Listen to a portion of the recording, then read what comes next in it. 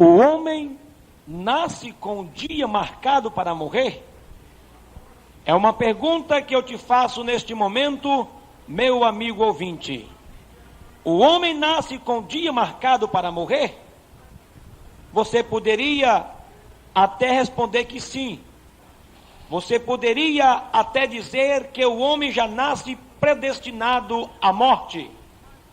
Mas eu gostaria de, nesta oportunidade, mostrar para você, dentro da Bíblia Sagrada, alguns versículos da Palavra de Deus, que nos mostra que o homem não foi predestinado à morte. O homem não foi predestinado a viver tantos anos, mas o homem foi criado por Deus, foi feito por Deus, a imagem, a semelhança do Senhor, e ele não tinha sentença se poderia viver 30 anos, 50, 90 ou até mesmo 100. Mas eu quero mostrar nesta oportunidade que o homem não nasce com um dia marcado para morrer. E a leitura que eu gostaria de fazer nesta oportunidade está em Deuteronômio, capítulo de número 30, versículo de número 19. Se você estiver gravando esta mensagem, você não perde por isto. Aleluia! Então, nós vamos meditar na palavra de Deus. Deuteronômio, capítulo de número 30, versículo de número 19, que diz assim a palavra do Senhor: Os céus e a terra tomo hoje por testemunhas contra ti, que te tenho proposto a vida e a morte, a bênção e a maldição. Escolhe, pois, a vida, para que vivas tu e a tua semente. Louvado seja o nome do Senhor. Há quem diga que o homem nasce com um dia marcado para morrer. Há quem diga que o homem foi sentenciado à morte, que o homem é predestinado a morrer. Mas Deus tem nos proporcionado sempre o melhor. Assim como o pai de família deseja o melhor para seus filhos, Deus não tem prazer na morte de ninguém. Eu gostaria de transmitir esta mensagem para você, meu amigo ouvinte. Deus não tem prazer na morte de ninguém.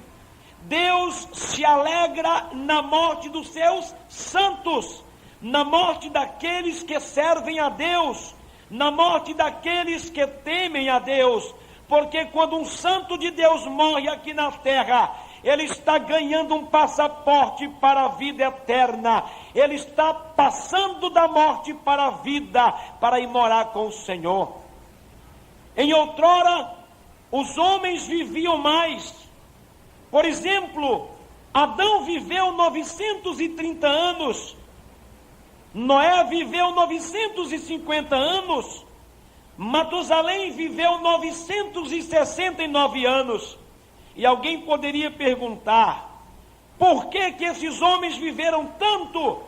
E hoje, na atualidade, nós vivemos apenas, no máximo, 120 anos. E há pessoas que não chegam a 90 anos de idade. Há quem diga, por que o homem vivia mais e hoje vive menos? Eu creio que Deus predestina alguém para uma missão e não para a morte ou para a condenação. Eu creio que Deus predestina uma pessoa para cumprir uma missão aqui na terra, mas eu não acredito na predestinação de uma pessoa nascer morta por um pecado que ele cometeu, se ele ainda estava no ventre da sua mãe e não conheceu o pecado.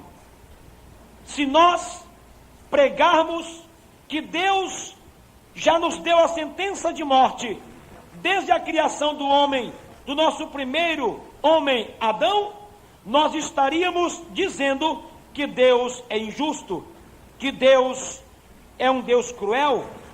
Mas Deus não é cruel, Deus não é injusto e tampouco vingativo. Deus é fiel, Ele é justo Ele é perfeito, Ele é amoroso, é benevolente, é onisciente, é onipresente, é onipotente, porque pode todas as coisas, e Deus não tem prazer na morte de ninguém. O homem, ele pode nascer predestinado a cumprir uma missão aqui na terra. Por exemplo, a Bíblia diz que João Batista, ele foi predestinado para preparar o caminho para o Messias. João Batista foi preparado no ventre da sua mãe, ainda para preparar o caminho para o Messias. Há pessoas que dizem que Deus está afastado, que Deus se encontra distante.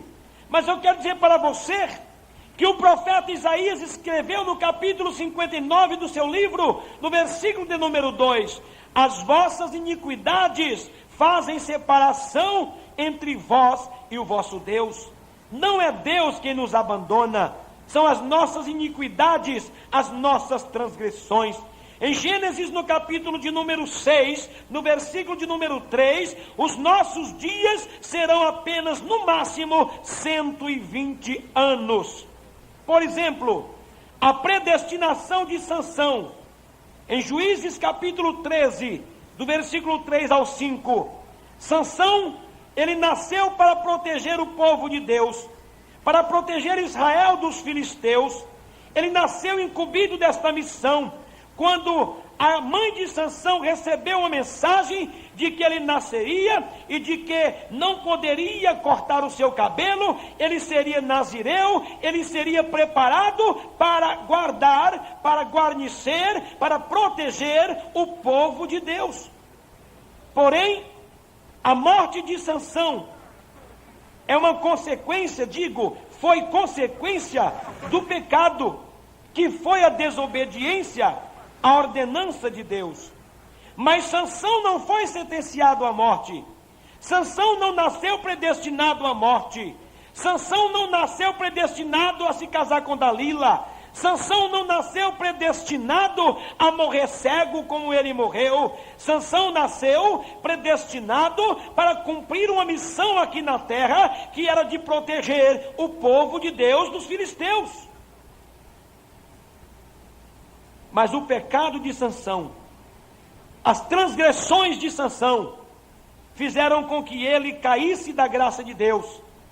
Mas Deus é tão misericordioso, Deus é tão amoroso, é tão maravilhoso, que ele perdoou os pecados de Sansão e lhe devolveu a sua força. Deus jamais devolveria a força de Sansão sem antes tê-lo perdoado. Deus jamais daria de volta as forças de Sansão sem tê-lo perdoado. Se Deus o deu, é porque Deus o perdoou.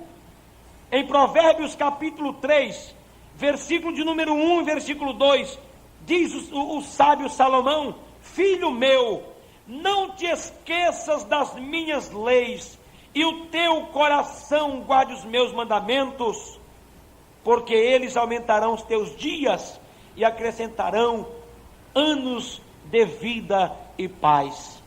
Para termos mais anos de vida, para sermos prolongados em vida, nós precisamos guardar os mandamentos de Deus. Nós precisamos guardar os mandamentos do Senhor. Deus nos manda guardar a sua palavra. Quando o Senhor disse aqui por intermédio de Moisés: os céus e a terra tomo hoje por testemunhas contra ti, que te tenho proposto a vida e a morte, e a bênção e a maldição. Escolhe, pois, a vida, para que vivas tu e a tua semente.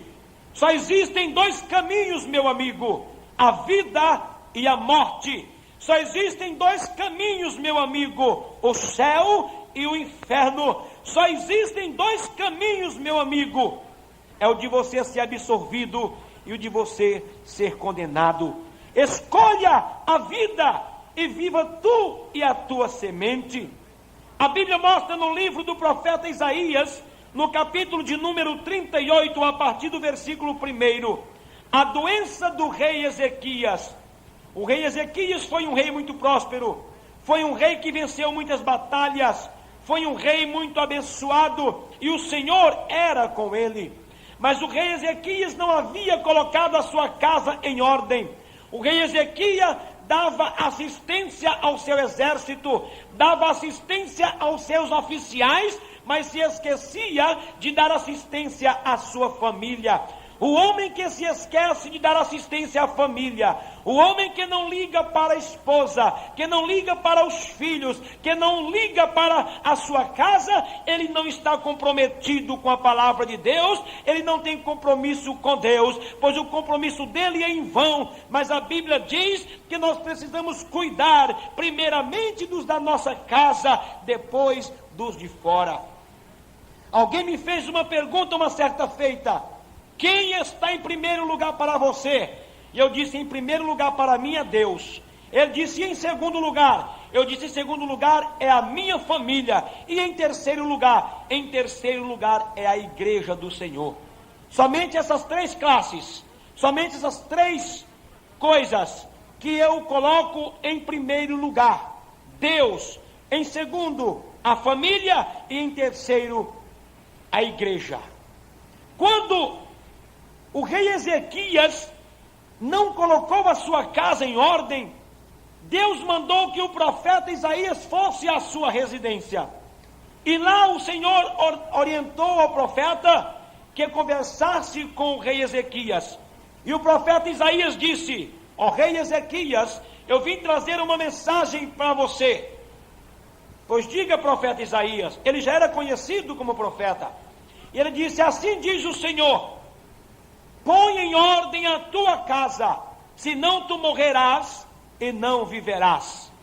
E naquele momento, ele entregando o recado, ele virou as costas e saiu. E diz a Bíblia que o rei Ezequias virou seu rosto para a parede e chorou muitíssimo.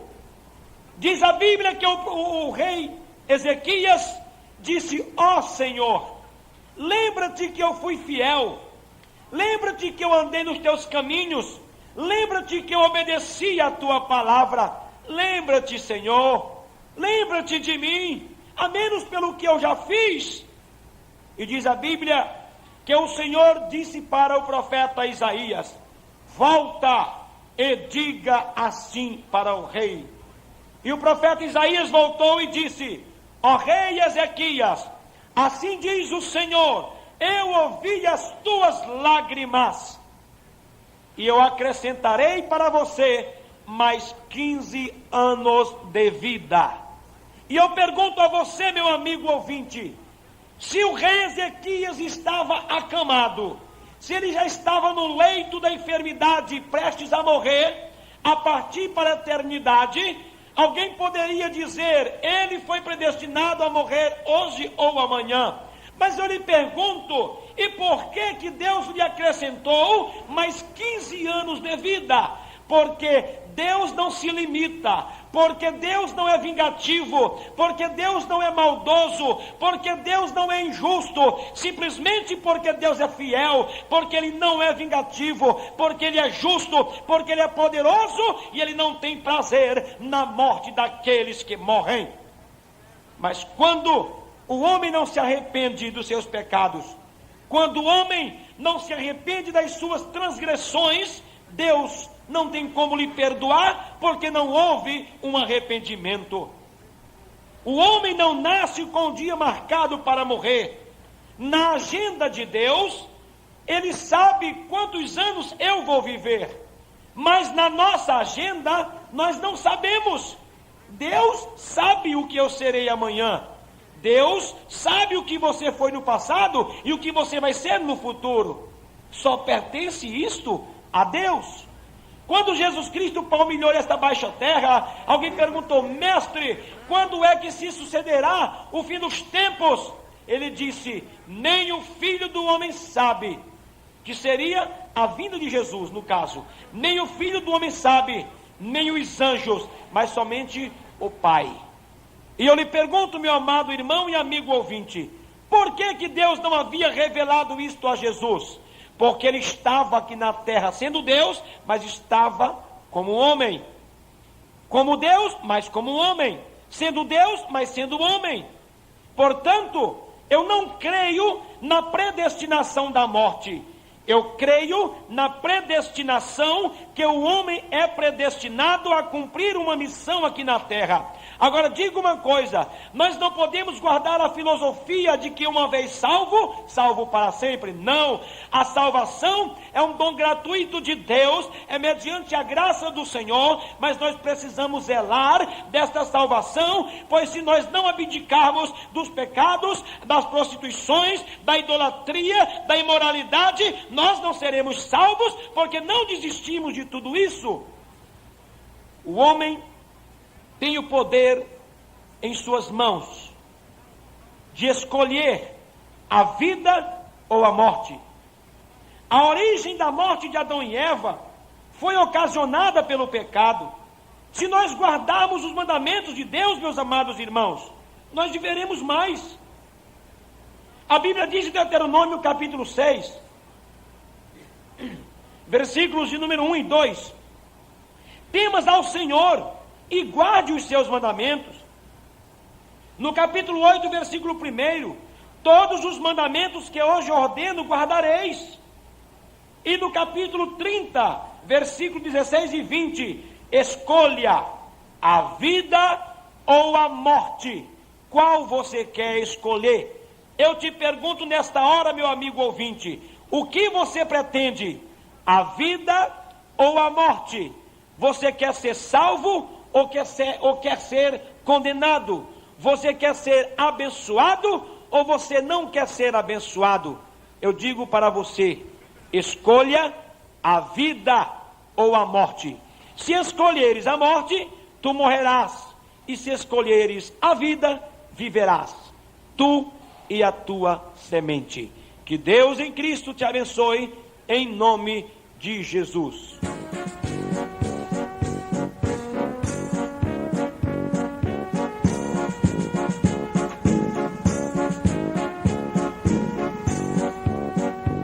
Qual a sua condição, meu amigo ouvinte? Tu és um vaso de honra ou um vaso de desonra? Qual a sua condição, meu amado irmão? Tu és um vaso de honra ou um vaso de desonra? Gostaria de ler tão somente com os nossos amados irmãos em Romanos capítulo de número 9, versículo 20 e 21.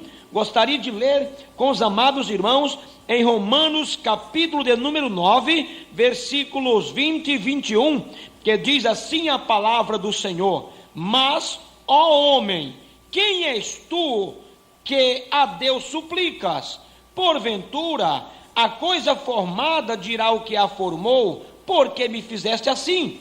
Ou não tem o oleiro poder sobre o barro, para da mesma massa fazer um vaso para honra e outro vaso para desonra? Louvado seja o nome do Senhor. Nós sabemos, meus amados irmãos, que a Deus pertence o poder, a honra e a glória. Nós sabemos que Deus formou tudo pelo poder da sua palavra. Nós sabemos que Deus pode fazer o que bem Ele quiser e entender. Nós sabemos que Deus tem o poder de fazer tudo. A Bíblia diz claramente que Deus ergue do pó necessitado e o faz a se assentar ao lado dos príncipes. É o poder de Deus na vida do ser humano. É o poder de Deus na vida do homem. Deus tem o poder para operar milagres miraculosos. Deus tem o poder para operar segundo a sua vontade. Quando o apóstolo Paulo nos escreveu, ele escreveu aos irmãos que estavam em Roma: mas, ó tu homem, por que suplicas a Deus? Porventura, a coisa que é formada pode dizer para quem a formou: porque me fizeste assim? Ou não tens o oleiro o poder de pegar o barro e da mesma massa fazer um vaso para honra e um outro vaso para desonra? Deus pode usar qualquer pessoa como Ele queira. Depende do coração de cada pessoa, depende do compromisso de cada indivíduo quando ele se coloca à disposição de Deus. Quando este indivíduo se coloca à disposição do Senhor, quando ele faz uma entrega total de si a Deus, quando ele renuncia ao pecado, quando ele abandona o pecado, quando ele abandona a idolatria, quando este homem abandona o mundo e se esquece das coisas mundanas e das concupiscências da carne, este sim, Deus pode usá-lo como um vaso de honra, mas um vaso de desonra não tem valor, para nada serve, senão para ser quebrado e jogado ao lixo. Nós vemos aqui, meus amados irmãos, que qualquer canal do corpo humano, onde circula sangue, podemos chamar de recipiente, ou até mesmo de côncavo, que quer dizer escavado, isto é, cavado em redor, mas ao contrário disso, nós somos chamados por Deus de vaso. Eu gostaria de perguntar a você, meu amigo ouvinte, qual a sua condição? Tu és um vaso de honra ou um vaso de desonra? Eu gostaria de perguntar a você, meu amado irmão, qual a sua condição? Você é um vaso de honra ou um vaso de desonra? Ser um vaso de honra confere a virtude, ao talento, às boas ações ou a qualidades de alguém e ao sentimento de dignidade própria. Quando uma pessoa é transformada em um vaso de honra, quando ele é uma pessoa transformada, uma pessoa que faz uma entrega total de si a Deus, quando é uma pessoa que assume um compromisso com o Senhor, Deus também tem compromisso com ele de transformá-lo em um vaso de honra.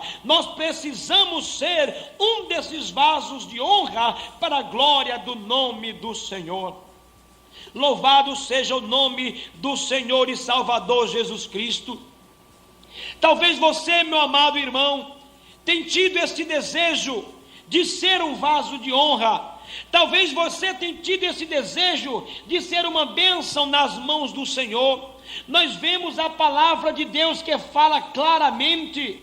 Nós vemos quando o apóstolo Paulo escreveu a Timóteo, no capítulo de número 2 da segunda carta de Paulo a Timóteo, no versículo de número 20, versículo 21, quando ele escreveu dizendo: ora, numa grande casa não somente há vasos de ouro ou de prata, mas também há vasos de pau e de barro, uns para honra e outros também para desonra, de sorte que se alguém se purificar destas coisas, será um vaso para a honra, santificado e idôneo para o uso do Senhor e preparado para toda boa obra. Nós precisamos ver aqui, meus amados irmãos, nós precisamos entender que o homem, para ser um vaso de honra, ele precisa se entregar totalmente a Deus, ele precisa renunciar às coisas do mundo. Nós vemos aqui a palavra do Senhor falando claramente: se alguém se purificar, será um vaso de honra.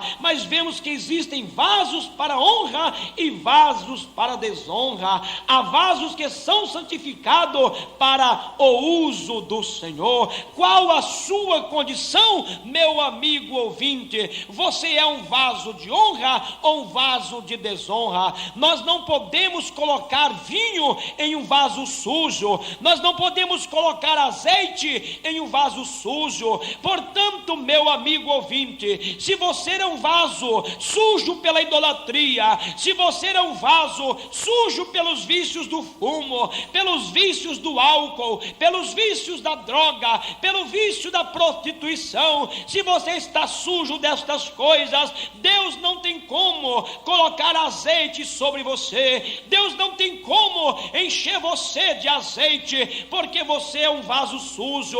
Mas se você se purificar para Deus, se você procurar se purificar para o Senhor, eu tenho certeza, segundo a palavra de Deus, a Bíblia diz claramente que o profeta Eliseu aumentou o azeite da viúva. A Bíblia diz claramente que aquela mulher havia ficado sem o seu esposo, mas os credores vieram para levar os seus filhos, e ela, procurando o profeta, disse: ora, homem de Deus, a tua serva está angustiada, pois os credores, eles vieram ter comigo para cobrar, pois o meu esposo estava devendo, mas tu sabes que o meu esposo era um homem obediente à palavra de Deus, e agora eu só tenho os meus filhos, não tenho mais nada o que fazer, eu não tenho como pagar esse débito. Então o profeta perguntou para aquela mulher: o que você tens em sua casa?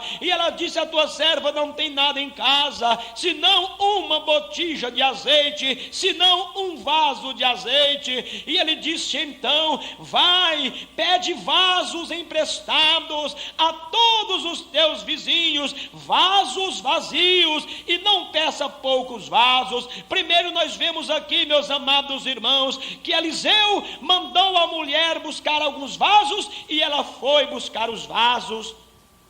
Ela precisou de duas coisas para ser abençoada: ela precisou do azeite e precisou do vaso. Deus multiplicou os pães também naquela época, quando Jesus Cristo alimentou aqueles 5.000 homens. Deus também pode multiplicar muito mais na atualidade. Mas nós vemos aqui que quando o profeta disse para aquela mulher: vai a toda a tua vizinhança e peça vasos, mas peça vaso vazio, porque nunca vai faltar mais azeite na sua casa. E diz a Bíblia que ela procurou vasos em toda a vizinhança.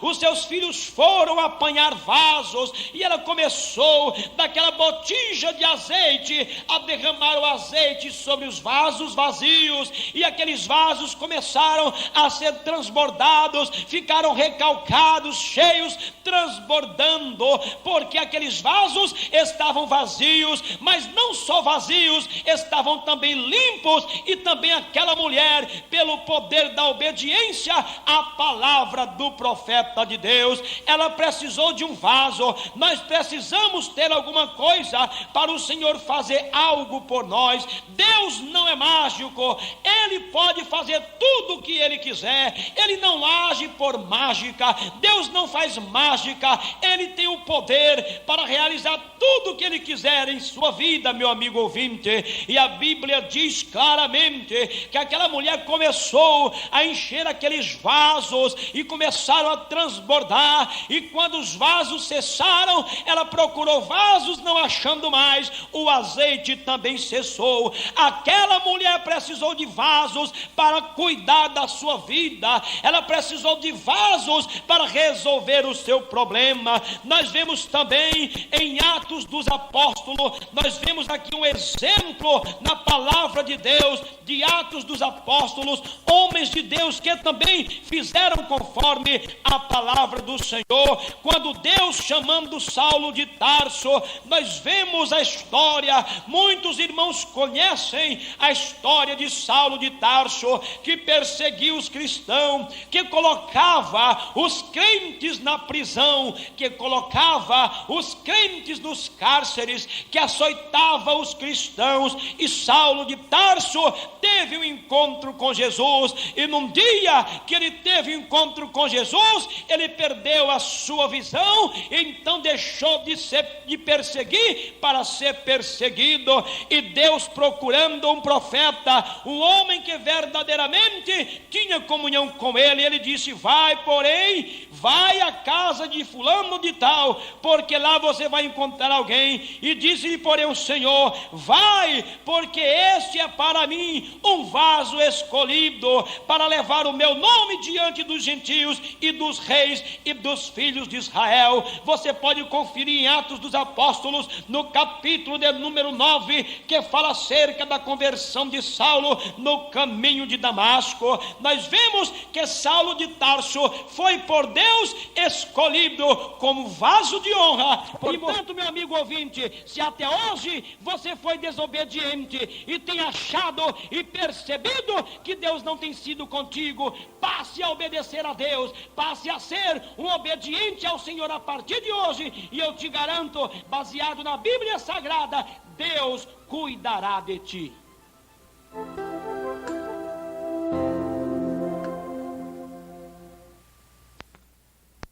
O povo queria alguém para reinar.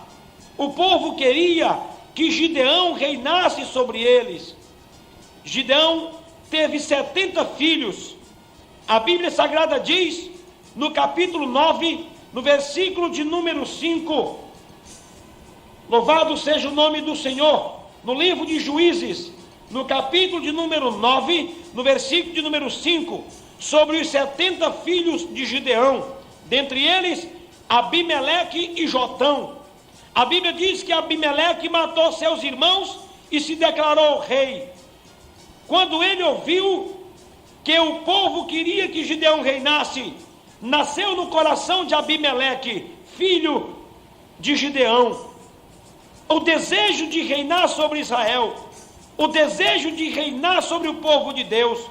Então ele chamou seus familiares, seus tios, e foi ali aclamado ou declarado rei de Israel.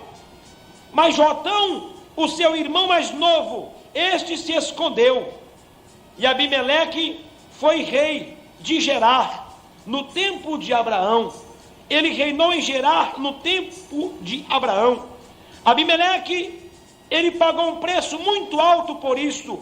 A Bíblia diz em Juízes capítulo 9, versículo 53, que ele morreu com uma pedrada. Levou uma pedrada em sua cabeça, uma pedra de moinho. Ele levou uma pedrada em sua cabeça, esta pedrada lhe partiu o crânio. Ele pagou um alto preço.